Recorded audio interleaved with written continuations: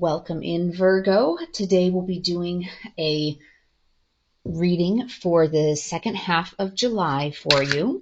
And this will be a reading. We'll look at career, love, and then your life path or mission. So there's a lot of things that are going on in the second half of July. Starting on July 17th, the North Node is moving from Taurus into Aries. And as a reminder, the North Node, that is kind of what is it that you are meant to accomplish in this lifetime. You know, what are the things that you need to do to grow, and what are your life lessons that you need to be learning in this lifetime? What should you aspire to be?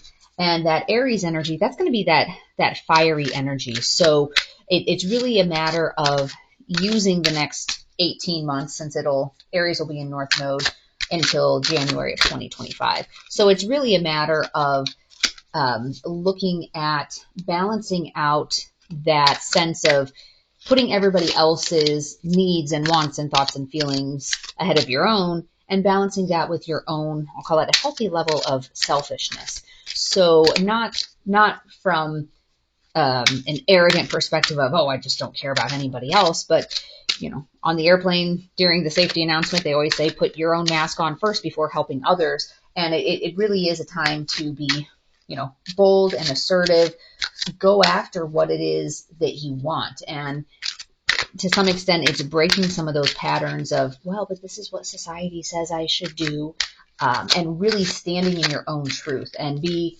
unapologetically you, overcoming some of your fears. So that's what that North Node energy is about. So we'll take a look at your career. And so then also at the same time that the North Node is pushing into Aries, South Node is pushing into Libra. And your South Node, that's going to be, you know, what is it that you're carrying forward in terms of, I guess, kind of baggage or wounds from either past lives or earlier in this life. You know, what are some of these patterns and attachments that you need to break through in order to achieve that personal growth? So when we look at the career perspective, in the recent past, we have the Fool in reverse, and that's really kind of that unreadiness. You know, you don't want to take that first step into the unknown. So the Fool, that's about the new beginnings, and you're starting a new journey. And in reverse, it's that you've really been resisting that, and you haven't wanted to make that new fresh start. But where you're sitting right now is your King of Cups. So that's kind of that wisdom. You have that balance. You're sitting in that, I'll call it, good headspace. And then in the, you know, near future or likely outcome is a little bit of that kind of like lack of creativity and maybe, you know, some lost opportunities.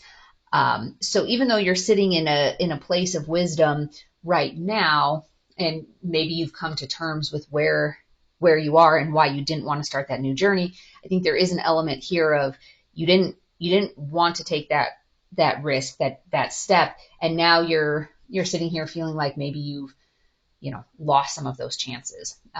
This can also kind of be a lack of creativity.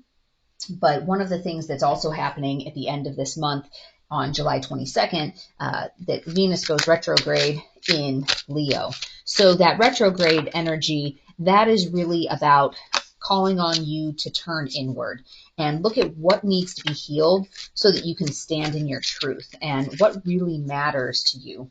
And that Leo energy is going to be that creativity, that self-expression. So with this being a lack of creativity, if we're looking at it for the second half of July, I think this is going to be shifting some once the retrograde starts. So you can likely shift some of this outcome there, but you know, maybe you have missed out on some opportunities that, you know, you're considering. You're like, yeah, I don't know, am I ready to do that?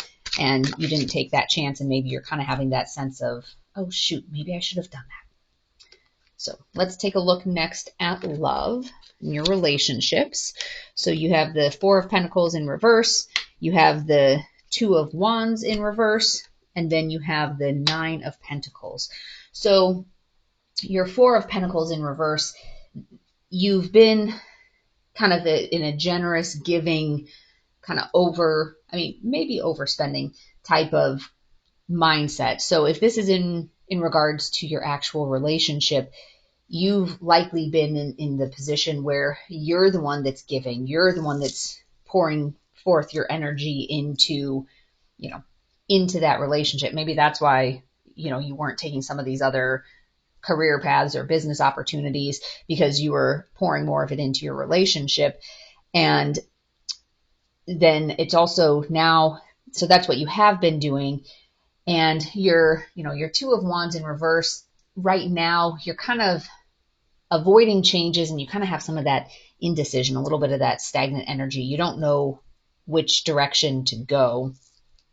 But then when we look forward into the future, your Nine of Pentacles, this is that independence and being able to take care of yourself, and you get that reward and that self-reliance. So, this path for some of you may be that you've been putting all this energy into this relationship, and now you're kind of at a point where you're thinking, well, but wait a second, what am I going to do?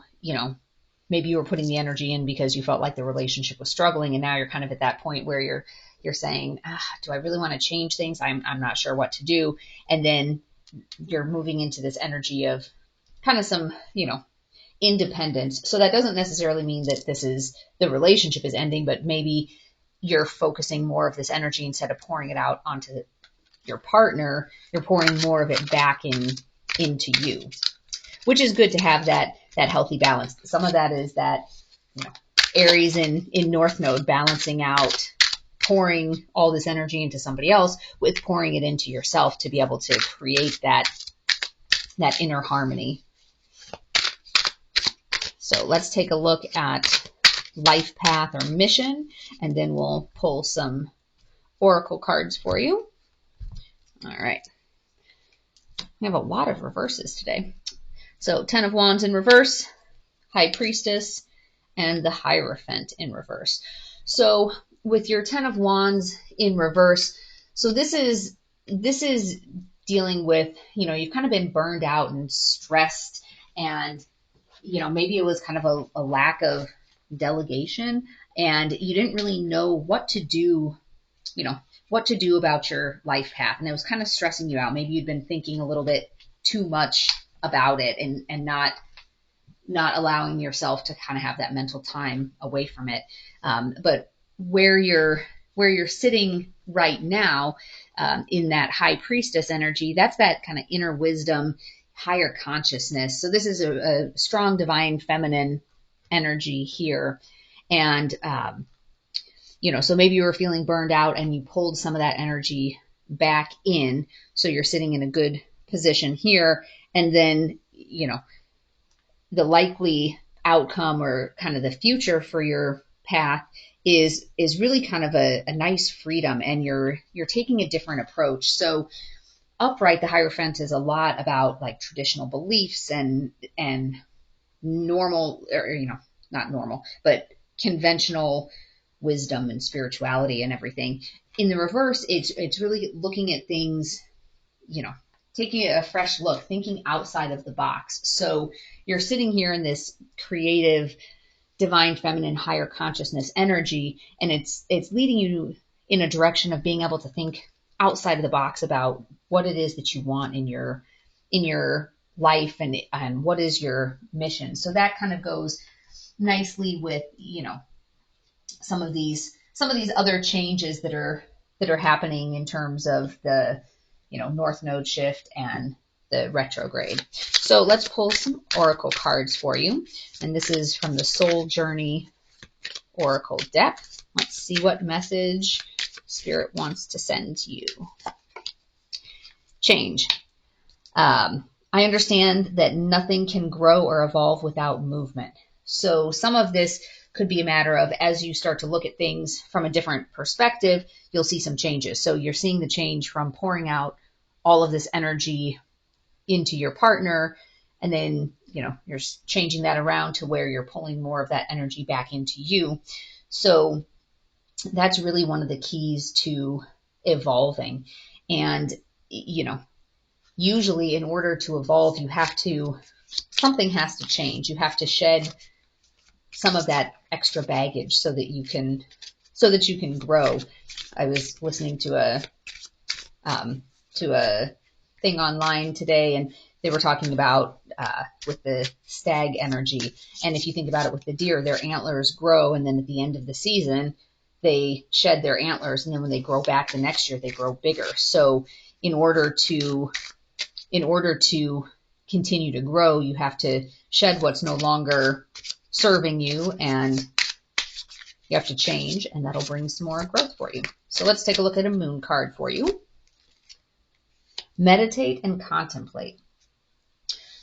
So as you're looking at some of the, especially on this path here, where you're sitting in this higher consciousness and this divine feminine kind of inner wisdom energy to get you to a point where you're thinking outside of the box about your path, that's going to require a lot of meditation and contemplation, and really trying to tap into spirit and what is it that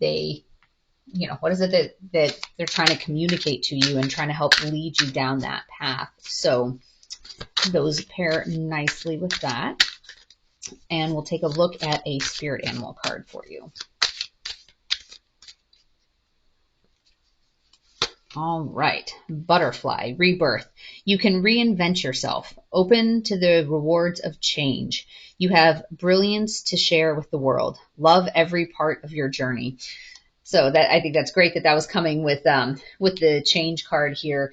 And the whole idea with the butterflies and the rebirth is obviously, the caterpillar turns into this beautiful butterfly, and, really allowing some of that closing of chapters, or, the death card, for example, ending of certain cycles in order to make room in your life for new things to come in. And some of that is making room, having the inner headspace or the energetic bandwidth, or however you want to call it, to be able to allow some of these new things to come into your path and into your journey. So I hope this has been helpful for you. And as always, take only what resonates and leave the rest behind. But hopefully this is giving you something to think about as we go into the second half of July. And I'll be doing another reading like this at the very end of July for the first half of August. In the meantime, I'll be doing the daily single card pulls with a few oracle cards. So feel free to check those out every morning and see what message Spirit has for you for the day. So as always, many blessings for you and peace along your journey, and look forward to seeing you next time. Bye-bye.